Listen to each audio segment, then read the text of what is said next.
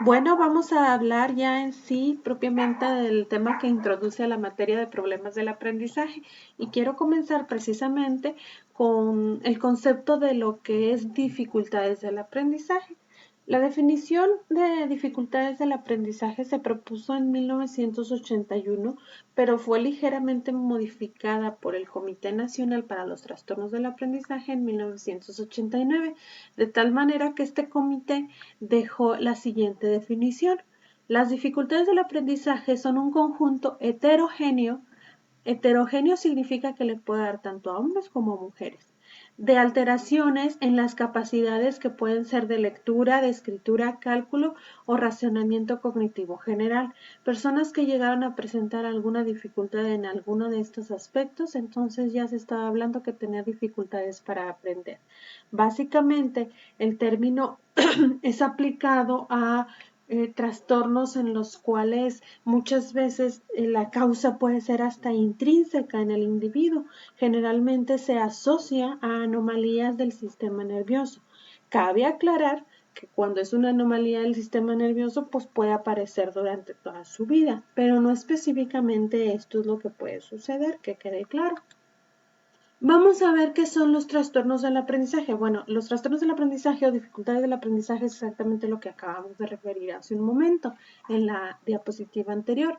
Estos trastornos del aprendizaje que pueden ser de lectura, de cálculo, etcétera, pues también pueden ir acompañados de problemas conductuales, como por ejemplo personas que se ven frustradas porque no saben matemáticas o porque no les salen bien las letras o porque confunden una letra con otra, qué sé yo. Entonces van a tener problemas de impulsibilidad y autocontrol, problemas en la percepción y problema evidentemente en la forma en que se interactúan con los demás. ¿Por qué? Porque van a ser personas que a lo mejor van a ser sujetos a víctimas de bullying, ¿sí? Porque de una u otra forma en el salón es muy fácil criticar al que no sabe, ¿verdad? Al que es burro. Entonces la persona pues va a estar no nada más triste por lo que le dicen, sino esa tristeza pues se puede convertir en impulsividad o agresividad, recordando que en un niño el síntoma de la tristeza no es que se ponga a llorar o que diga que está triste. El principal síntoma pues es la agresividad y es como básicamente se detecta. Vamos a diferenciarlo con lo que es una incapacidad del aprendizaje. Una incapacidad específica para el aprendizaje es un término que se utiliza para referirse a niños que tienen dificultades para dominar una o más habilidades escolares. Pero estos niños pues sí tienen inteligencia, nivel madurativo y antecedentes culturales adecuados. Es decir, ¿cuántos de nosotros pues no somos buenos para las matemáticas? Esa es una incapacidad del aprendizaje. Pero a medida de que estimulamos, pues mal que bien, nos defendemos, ¿sí? ¿Cuántos de nosotros no tenemos una letra horrible? Peor que las de doctor. Entonces, de cierta manera, el hecho de que practiquemos, pues a lo mejor hace que en un futuro, pues nuestra letra se haga legible, ¿verdad? Pero eso es una incapacidad cuando dices, oye, soy más buena en esta materia que en esta otra, y es válido, ¿verdad? La incapacidad del aprendizaje prácticamente, pues todas las personas la presentan, porque hay una cosa para la que somos más buenos, más que para otras.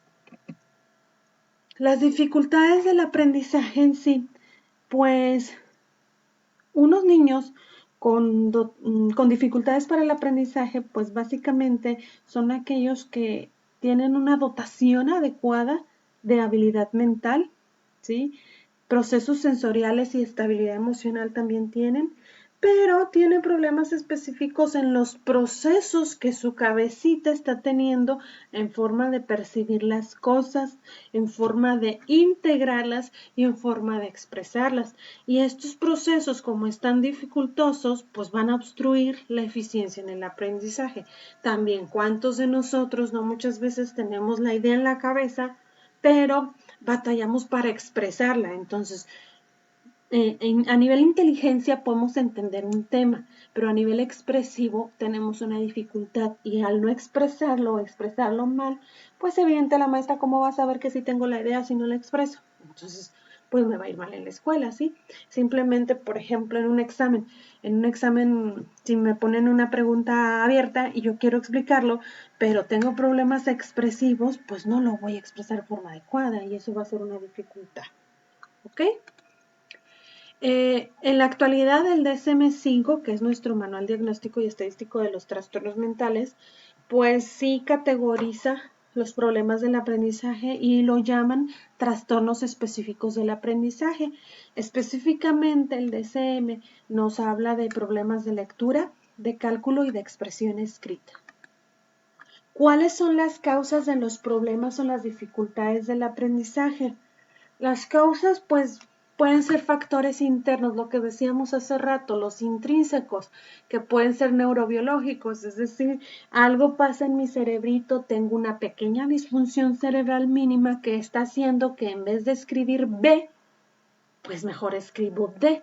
Entonces, en vez de escribir dedo, puedo escribir bebo o qué sé yo, confundo las letras, pero es a causa de un daño mínimo, porque es una lesión cerebral mínima, que evidentemente por ahí puede estarnos afectando. Más adelante vamos a ver a qué se debe esto. Otro tipo de causas podrían ser las ambientales, por ejemplo, estas son las que particularmente están ligadas al contexto familiar y sociocultural.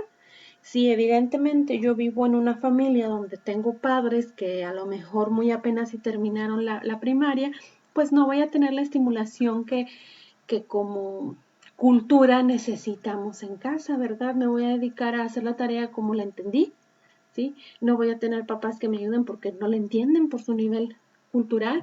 Ahora, el contexto familiar también puede ser al revés, que a lo mejor tenga padres muy preparados, pero como nunca tienen tiempo para hacer las tareas conmigo, entonces pues no aprendo, no hay estimulación, porque las tareas para eso son, para estimular o de una forma u otra ir a casa a practicar lo que a lo mejor aprendí en clase.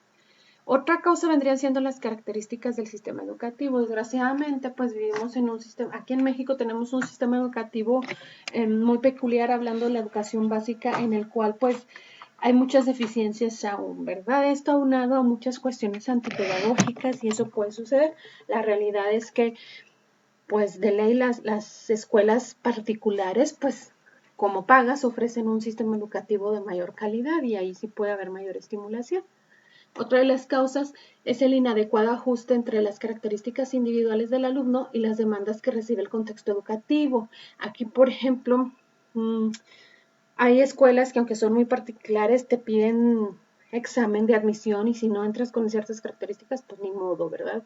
O hay ciertos requerimientos de las escuelas que si las características individuales del alumno no son congruentes con ellas, pues entonces el niño va a tener problemas para poder aprender. Aquí entran, por ejemplo, también la cuestión de que hay colegios en los que, por ejemplo, ya se piden iPads y el niño no puede entrar si no tiene un iPad. Y ponle tú que a lo mejor sí entra, pero en lo que el niño obtiene el iPad, pues ya se retrasó y eso puede ser una dificultad del aprendizaje.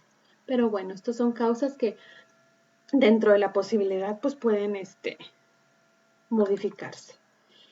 Y bueno, hablando de esta cuestión de las dificultades del aprendizaje, pues necesitamos saber qué es el aprendizaje. El aprendizaje es un proceso mediante el cual un sujeto adquiere destrezas o habilidades prácticas, incorpora contenidos informativos o adopta nuevas estrategias de conocimientos o acción. De una u otra forma es todo lo que hacemos para que nosotros adquiramos una habilidad. ¿Sí? Una habilidad a través de algo que se nos informó, a través de la teoría, ¿ok? Muchas veces el aprendizaje, según otros autores, por ejemplo, dicen que la experiencia está muy inmiscuido en esto. Yo puedo saber todo en clase, toda la teoría de cómo se utiliza algo, pero si no lo llevo a la práctica, nunca lo aprendí. Hace falta más que la teoría para poder entenderlo y eso se explica con la experiencia. Los tipos de aprendizaje tenemos tres: la adquisición de conductas, la adquisición de información y las adquisiciones mixtas. La adquisición de conductas, tenemos dos tipos de contenidos que se aprenden, que son los contenidos simples y los contenidos complejos. Los contenidos simples, pues es la relación entre el estímulo y la respuesta. mientras que los complejos ya incluyen no nada más el estímulo y la respuesta, sino ya incluye mayores habilidades motoras, ¿verdad? El contenido, perdón, la adquisición de información, pues básicamente son contenidos que tienen que ver con datos y conocimientos.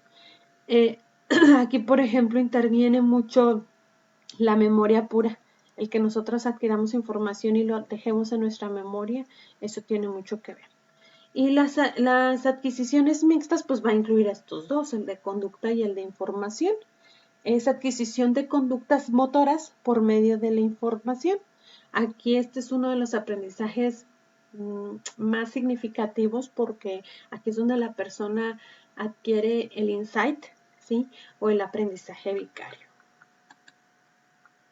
Una cosa muy importante, si el material que queremos aprender, y aprender recordemos que es tomar, hacerlo nuestro, si este material está lógicamente organizado y estructurado, pues muy fácilmente el alumno podrá relacionarlo con los conocimientos anteriores. Esa es la idea, que a partir de nuevos aprendizajes nosotros vayamos relacionándolo o asociándolo a conocimientos anteriores. Eso es lo que nos va a ayudar a tener un verdadero aprendizaje. Aunado a la experiencia, que era lo que decíamos hace un momento.